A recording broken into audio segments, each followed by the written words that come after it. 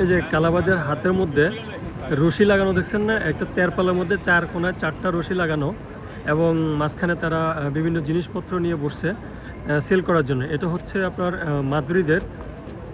মাদ্রিদের সেন্টারে কেলাও যে স্টেশন আছে স্টেশনের উপরে। তো এটা হচ্ছে রশিগুলা ধরে রাখার কারণ হচ্ছে এখানে কিন্তু পুলিশ বসতে দেয় না। ইভেন লিসবন রশিয়ার মধ্যেও কিন্তু এই সিস্টেমে হয়।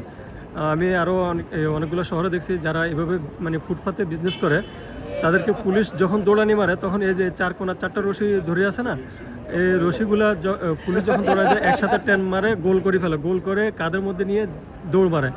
মানে দৌড়াইতে যাতে যখন গোছাইতে যাতে না হয়, মানে এক টানে যাতে সবগুলো গোছাই নিয়ে আসা যায়। তো সাদা কাপড়ের উপর তেরপালের মধ্যে দেখেন চার কোনা সবাই ধরে রাখছে, যখন পুলিশ দেখবে আসতেছে ঠিক তখনই ওরা এই এটা নিয়ে দৌড় মারবে।